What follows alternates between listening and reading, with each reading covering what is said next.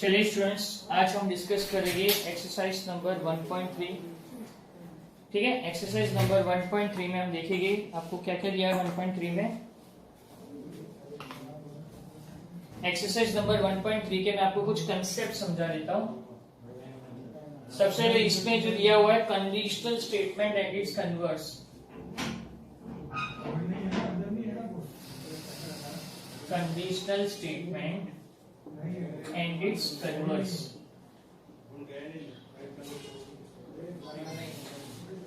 यहाँ पे हम लोग देखेंगे conditional statement and it's converse. ठीक है, अब आपको पहले मैं समझा देता हूँ एक्चुअली ये क्या होता है।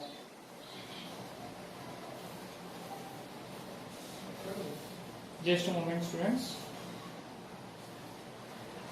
ठीक है, तो आपको मैं पहले समझा देता हूँ कंडीशनल स्टेटमेंट क्या होता है एंड इट्स कन्वर्स। कंडीशनल, इसके समझाने से पहले मैं आपको कुछ कंसेप्ट समझा देता हूँ।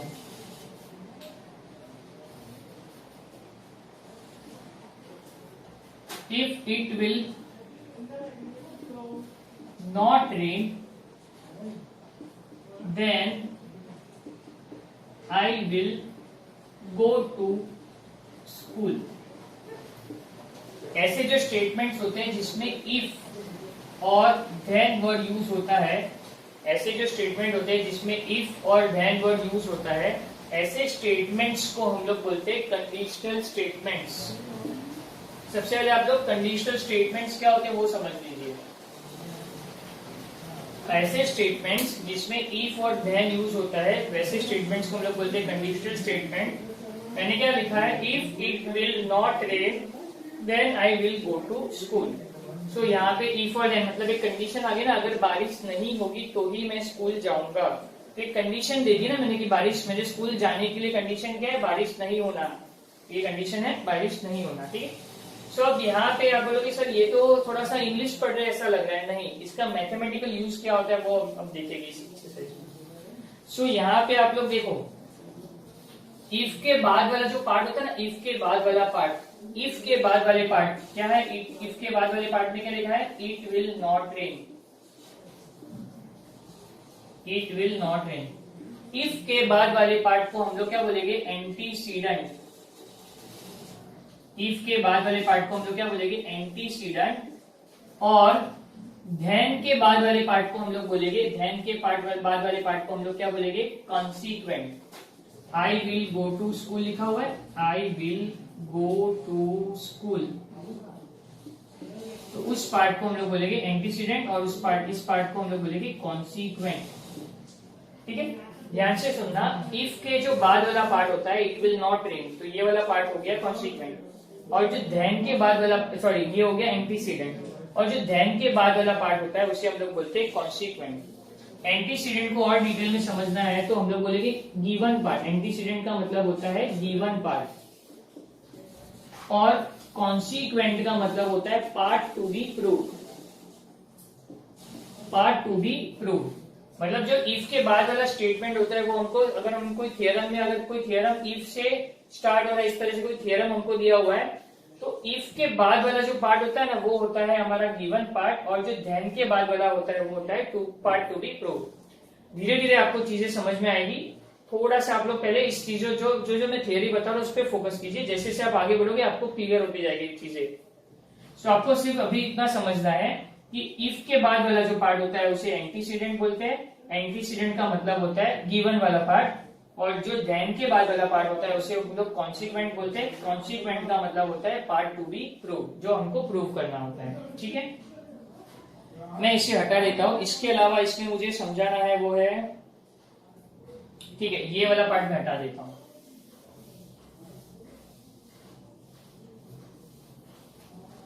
अब मैं आपको जो और कंसेप्ट समझा रहा हूं, ये इसको हम लोग और बाद में देखते हैं। पहले मैं और कुछ कंसेप्ट और क्लियर कर देता हूं। आपको मैथमेटिकल टर्म्स जो दिए हुए इस एक्सरसाइज में जो काम आ सकते हैं, पोस्टुलेट्स। पोस्टुलेट्स का मतलब क्या होता है, सेल्फ एविडेंट स्टेटमेंट्स। मतलब कुछ ऐसे होते हैं जिनको एविडेंस की जरूरत नहीं होती, वो सेल्फ एविडेंस होते हैं। मतलब कुछ ऐसे स्टेटमेंट्स होते हैं जिनको प्रूफ की जरूरत नहीं होती, लॉजिकल स्टेटमेंट्स डाल के प्रूफ करने की जरूरत नहीं होती, वो सेल्फ सफिशिएंट होते हैं। वो सेल्फ सफिशिएंट है, उस स्टेटमेंट को ही रीड करके पता चल जाएगा कि इसको प्रूफ की जरूरत नहीं है। ऐसे स्टेटमेंट्स को हम लोग बोलेंगे पोस्टुलेट्स। सेल्फ सफिशिएंट या मैं बोलूं सेल्फ एविडेंट स्टेटमेंट होते हैं। ऐसे स्टेटमेंट्स जो जिनको प्रूफ की जरूरत नहीं पड़ती, वो खुद में ही एक अपने आप में एक प्रूफ होते हैं, वैसे स्टेटमेंट्स को हम लोग लिखते हैं पोस्टुलेट्स। ठीक है।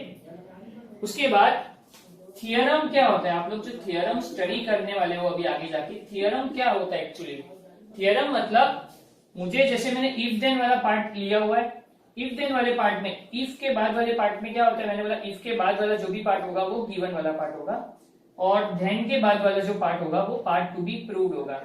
तो जो चीजें हमको टू बी प्रूव्ड वाले पार्ट, जो भी चीजें हमको टू बी प्रूव्ड वाली पार्ट में दी होती है, उसको हम लोग प्रूव करके बताते हैं कि कैसे आया है वो चीज। टू बी प्रूव वाले पार्ट में हमको जो दिया होता है, मतलब जो भी स्टेटमेंट्स है, टू बी प्रूव वाला पार्ट में जैसे आगे थियरम समझाऊंगा उस पर आपको समझ में आ जाएगी पार्ट टू बी प्रूव क्या होता है। अब मैं आपको जो जो चीजें यहाँ पे समझा रहा हूँ सिर्फ इसी पे फोकस कीजिए। टू बी प्रूव वाले पार्ट में जो दिया होता है हम उसे प्रूव करके बताते हैं, हम उसे यहाँ पे प्रूव करके बताएंगे, और वो प्रूव हम लोग किसके हेल्प से करेंगे, कुछ लॉजिकल स्टेटमेंट्स लेंगे, कुछ लॉजिकल प्रॉपर्टीज लेंगे, और उस लॉजिक के हेल्प से हम लोग क्या करेंगे, इस जो हमको प्रूव करके बताना है उसे हम प्रूव करेंगे। और जब इस चीज को प्रूव करते हैं तो ऐसे स्टेटमेंट्स को क्या बोलते हैं, theorems. Theorems the properties which are proved. इसको मैं अगर थियरम्स का डेफिनेशन बोलूं तो ये क्या होता है, properties which are proved logically. Properties which are proved logically is known as a theorem. Properties which are proved logically is known as a theorem. आप लोग देख सकते हैं अच्छे से, जो प्रॉपर्टीज को लॉजिकली प्रूव किया जा सकता है उसे हम लोग बोलेंगे थियरम। और इसमें हमको कोई लॉजिक लगाने की जरूरत नहीं है, ये सेल्फ एविडेंट होते हैं, इसमें हमको प्रूव करने की जरूरत होती नहीं है। तो आपको पोस्टुलेट्स और थियरम का मतलब आपको समझ में आ गया होगा। ठीक है।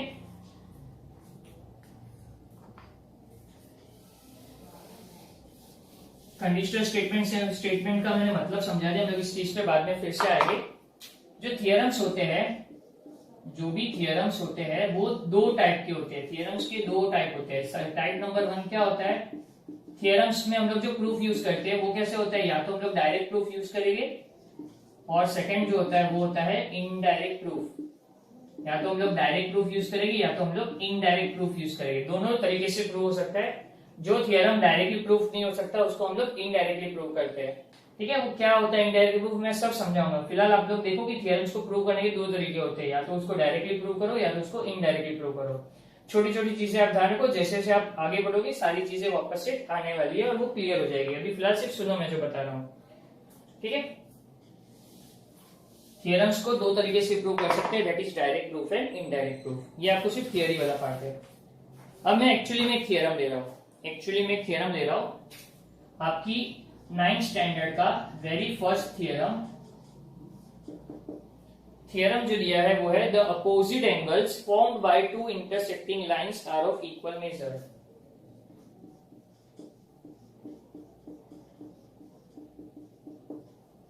The opposite angles formed by two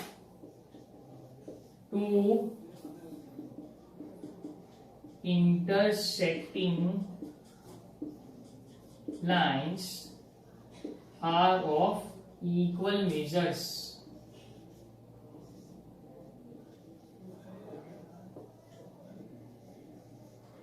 The opposite angles formed by two intersecting lines are of equal measures. तो अब ये आपको जब थ्योरम बोलते हैं तो आपको सिर्फ इतना ही दिया होगा। कोई भी थ्योरम बोलेंगे तो आपको सिर्फ एक स्टेटमेंट दिया होगा, उस स्टेटमेंट से आपको ये स्टेटमेंट रीड करके आपको डायग्राम बनाना है, गिवन वाला पार्ट लिखना है, टू प्रूव वाला पार्ट लिखना है, और जो टू प्रूव वाले पार्ट में जो लिखा है उसको प्रूफ करके बताना है। दैट इज वो सारी चीजें हम लोग प्रूफ पे दिखाएंगे। थोड़ा सा आपको कंफ्यूजिंग लगेगा लेकिन जैसे जैसे आप आगे बढ़ोगे सब क्लियर हो जाएगा। आप सिर्फ सुनिए क्या मैं बोल रहा हूँ। थ्योरम में आपको सिर्फ एक स्टेटमेंट दिया होता है, उस स्टेटमेंट से हमको क्या क्या ढूंढना होता है, गिवन वाला पार्ट, टू प्रूव वाला पार्ट, उसका प्रूफ बताना होता है और एज वेल एज डायग्राम भी बताना होता है। तो अब मैं बता दूं इस पे गिवन वाला पार्ट कैसे ढूंढते हैं।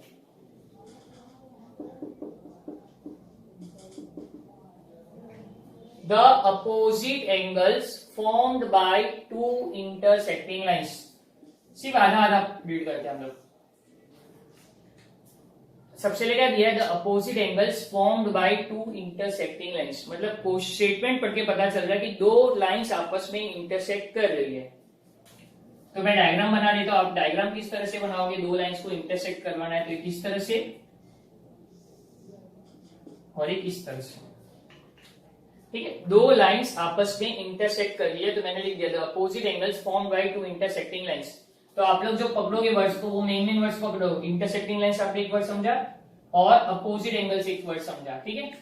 तो यहाँ पे मैं डायग्राम ड्रॉ कर देता हूं, ए बी सी डी, ये इंटरसेक्टिंग लाइन है। लाइन ए बी और लाइन सी डी, मैंने नेमिंग दे दिया, लाइन ए बी और लाइन सी डी दो इंटरसेक्टिंग लाइन है और वो जिस पॉइंट पे इंटरसेक्ट कर रही है वो है ओ, पॉइंट ओ। तो आप लोग क्लियरली देख सकते हो गिवन वाले पार्ट में आपको क्या करना है, आपको लिखना है line A B and line C D intersect each other at point O। तो आपको समझना है इस स्टेटमेंट से मैंने गिवन वाला पार्ट कैसे ढूंढा। आपको क्वेश्चन में दिया था the vertically opposite angles formed by two intersecting lines are of equal measure, मतलब जो अपोजिट एंगल्स, जब दो लाइंस टकराएगी उनसे जो अपोजिट एंगल फॉर्म होंगे, ये देखो ये दोनों अपोजिट एंगल है एज वेल एज ये दोनों भी अपोजिट एंगल है। ये दोनों, ये लाइन और ये लाइन टकरा रही है, मतलब ये दोनों लाइन जब आपस में इंटरसेक्ट हो रही है तो अपोजिट एंगल्स की कैसे पैर हो गए, ये दोनों अपोजिट एंगल है आपस में और ये दोनों भी अपोजिट एंगल है। तो सबसे पहले मैं एंगल्स रीड करके बताता हूं। अगर मैं ये एंगल लेता हूं, ये एंगल क्या हो जाएगा, एंगल ए ओ सी। अगर मैं ये एंगल लेता हूं तो ये एंगल क्या हो जाएगा, ए ओ डी। अगर मैं थर्ड वाला एंगल ले रहा हूं तो थर्ड वाला एंगल क्या हो जाएगा, बी ओ डी, या तो फिर इसको मैं डी ओ बी भी रीड कर सकता हूं। मतलब अगर मैं स्टेटमेंट को ऐसा रीड कर रहा हूं तो मैं इस तरह से भी रीड कर सकता हूं, यानी अगर मैं इसे ए ओ डी रीड कर रहा हूं तो मैं इसे B O A B read कर सकता हूं। लास्ट वाला एंगल जो वो क्या है, बी ओ सी या तो फिर सी ओ बी, इस तरह से भी हम लोग रीड कर सकते हैं। तो यहां से आपके कितने एंगल्स हो गए, 1 2 3 4। यहां पे मुझे टोटल 4 एंगल्स मिल चुके हैं और मुझे क्या बताना है कि जो 4 एंगल्स मिले उसमें जो अपोजिट एंगल्स है उनको कॉन्ग्रुएंट प्रूव करके बताओ। तो आप देख सकते हो एंगल्स कौन से अपोजिट है, एंगल 1 और एंगल 3 अपोजिट एंगल है, एंगल 2 और एंगल 4 अपोजिट एंगल है। तो मुझे यहाँ पे प्रूव वाले पार्ट में क्या करना है, टू प्रूव वाले पार्ट में एंगल 1 और एंगल 2 अपोजिट एंगल है। मैं पहले नंबर से समझा रहा हूं पूरा थ्योरम, मैं पूरा थ्योरम पहले नंबर से समझाऊंगा, उसके बाद पूरा थ्योरम मैं आपको नॉर्मल वे में समझाऊंगा, जैसे एंगल लेके पहले नंबर से समझाता हूँ फिर एंगल लेके समझाता हूँ। मुझे प्रूव करना है angle 1 is equal to angle 3। सबसे पहले मुझे प्रूव करना है angle 1 is equal to angle 3, एक pair of opposite angle equal लाना है। फिर मुझे प्रूव करना है angle 2 is equal to angle 4। Angle 1 और एंगल 3 को तो आपस में इक्वल लाना है, साथ साथ में एंगल 2 और एंगल 4 को भी इक्वल लाना है। ठीक है, आप लोग देख सकते हैं यहाँ पे मैंने इसमें से गिवन और टू प्रूव कैसे,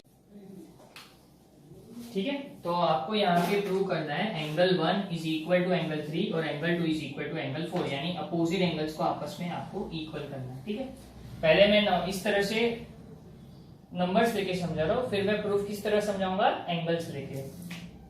देखिए प्रूफ इसका किस तरह से होगा,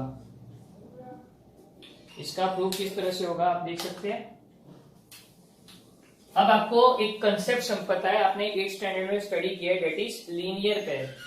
एक स्ट्रेट लाइन दी होती है, एक स्ट्रेट लाइन में मैं इसके ऊपर और एक लाइन ड्रॉ कर देता हूं। अब यहां से ये दो एंगल्स, ये लाइन क्या कर रही है, ये लाइन क्या कर रही है, इस पूरे पार्ट को दो एंगल्स में कट कर रही है, दैट इज एंगल ए और एंगल बी मैं ले लेता हूं। तो जब भी एक स्ट्रेट लाइन के ऊपर मैं और एक लाइन कट कर देता हूं तो जो दो एंगल्स फॉर्म हो गए उन दोनों का टोटल क्या होता है 180 degree. Angle A plus angle B क्या हो जाएगा 180 डिग्री। और ऐसे एंगल्स को हम लोग क्या बोलते हैं, angles in a linear pair. ऐसे एंगल्स को क्या बोलते हैं हम लोग, angles in a linear pair. ठीक है, सो यहाँ पे आप लोग देख सकते हैं इस ऐसे समझ में हम लोग क्या करेंगे, देखो सबसे पहले मैं क्या कर रहा हूँ प्रूफ में, एंगल यहाँ पे ये लाइन सी डी देखो, सबसे पहले लाइन सी डी देखो, ये एक लाइन CD स्ट्रेट लाइन है और AO इस लाइन पे एक लाइन फॉर्म हुई है। देखो लाइन CD के ऊपर और एक लाइन फॉर्म हुई है AO, और AO के कारण यहाँ पे दो एंगल्स फॉर्म हो गए, दैट इज एंगल 1 और एंगल 2। तो एंगल 1 और एंगल 2 का टोटल कितना हो जाएगा 180 डिग्री, क्योंकि एंगल 1 और एंगल 2 ये लाइन के ऊपर एंगल 1 और एंगल 2 क्या कर रहे हैं, लीनियर पेयर फॉर्म कर रहे हैं। तो मैं बोल सकता हूं angle 1 plus angle 2 is equal to 180 degree. Angle 1 plus angle 2 क्या हो जाएगा 180 डिग्री। ठीक है, ये मेरा फर्स्ट पार्ट हो गया। और मैं लिख देता हूं angles in a linear pair.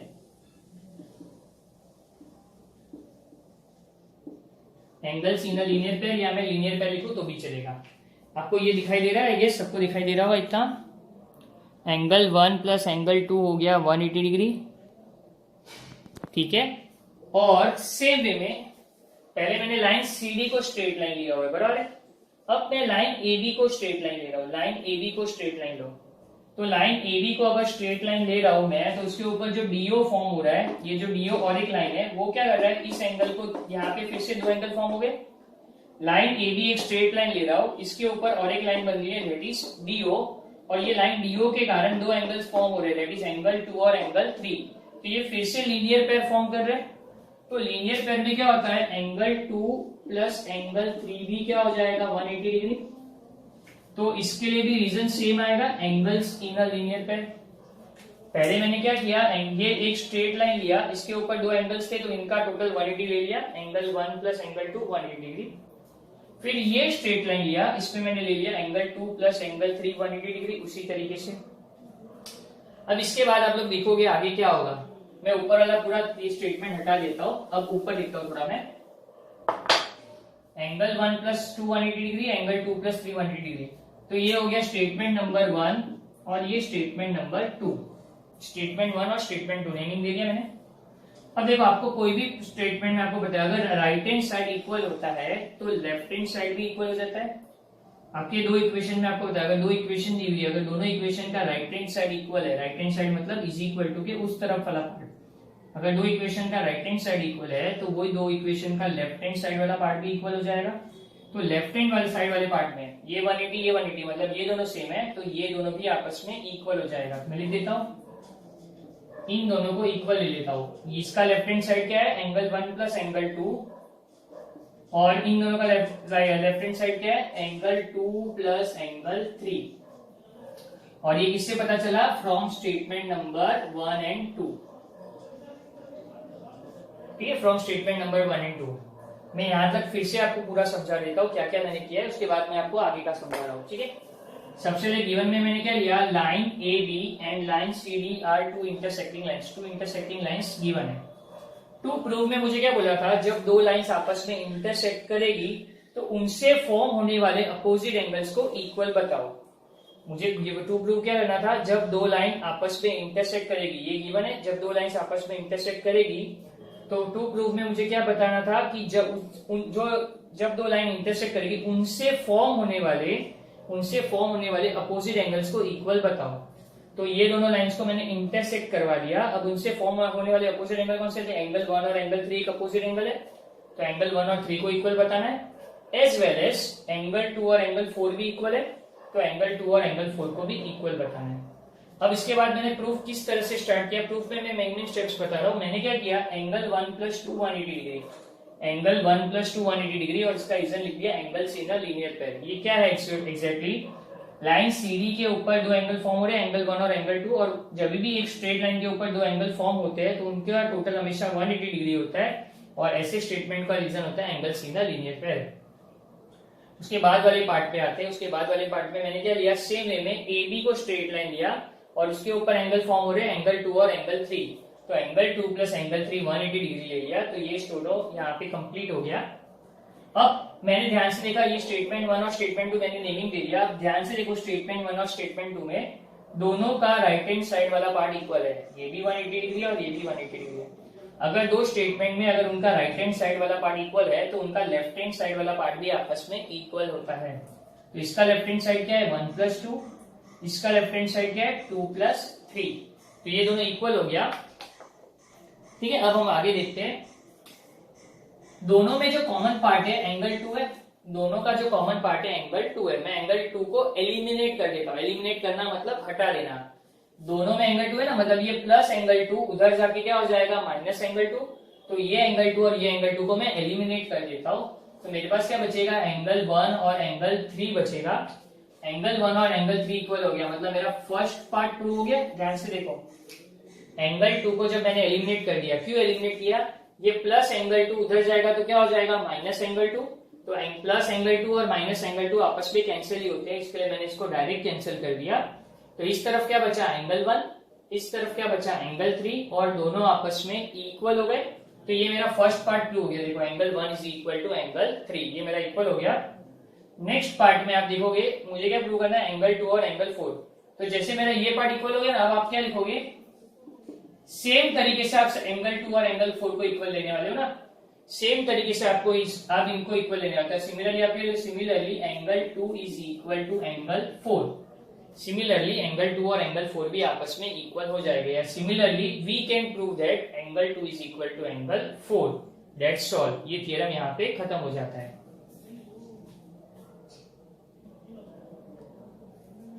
ठीक है, similarly we can prove that angle 2 is equal to angle 4। ये मैंने आपको अभी तक नंबर से समझाया है। अब मैं आपको एग्जैक्टली किस तरह करना है वो मैं आपको समझाता हूं।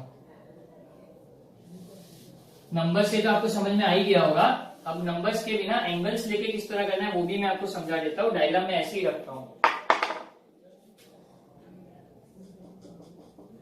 गिवन वाले पार्ट में क्या था, गिवन वाले पार्ट में line A B and line C D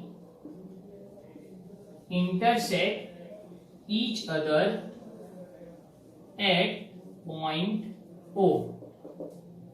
मुझे प्रूव क्या करना था, टू प्रूव दैट जब लो लाइंस इंटरसेक्ट करेगी तो उनसे फॉर्म होने वाले अपोजिट एंगल्स को इक्वल बताओ। पहले मैंने क्या किया, एंगल 1 और एंगल 3 को इक्वल बताया। एंगल 1 को कैसे रीड करेंगे, AOC ले लेता हूं। ध्यान से लिखिए डायग्राम, एंगल 1 को कैसे रीड करेंगे, AOC। एंगल AOC, एंगल 1 को किससे इक्वल लाना है, एंगल 3 से। एंगल 3 को कैसे रीड करेंगे, BOD या तो फिर DOB। टेक्स्ट बुक में जो भी दिया हो आप लोग अपने हिसाब से कर सकते हैं। तो एंगल AOC उधर टेक्स्ट बुक में दिया है BOD, तो हम लोग भी BOD ले लेते हैं। तो एंगल AOC को एंगल BOD से इक्वल करना है, और एंगल AOD को एंगल ये वाला एंगल 1 को 3 से इक्वल करना है, एंगल 2 को 4 से इक्वल करना है। तो एंगल AOD को किससे इक्वल करना है, BOC से।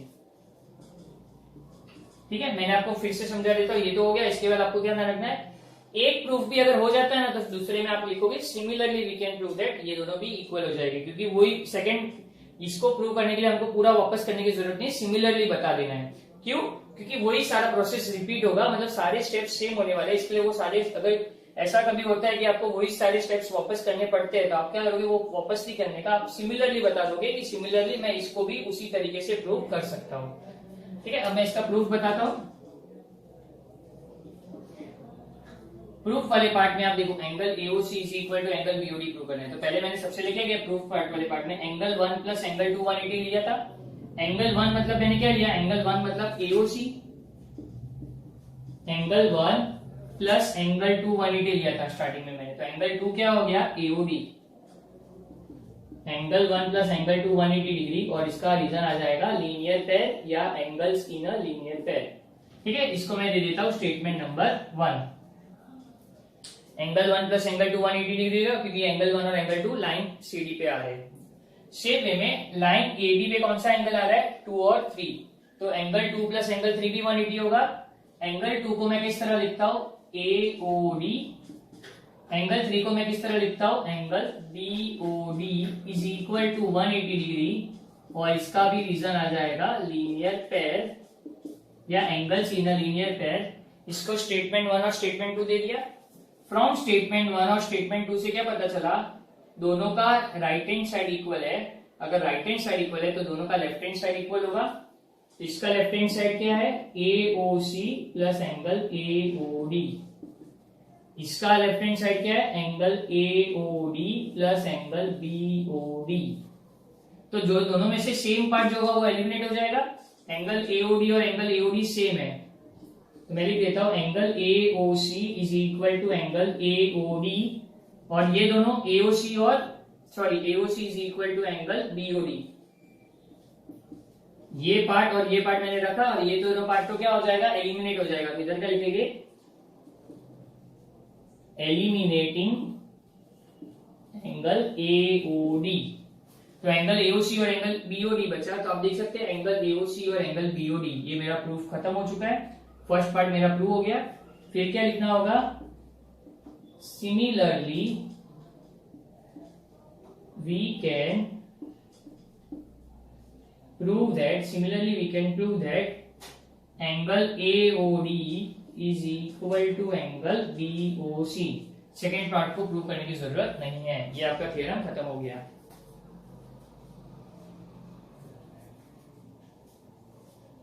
ठीक है, ये इंपॉर्टेंट थ्योरम था जो आपको समझाने जैसा था।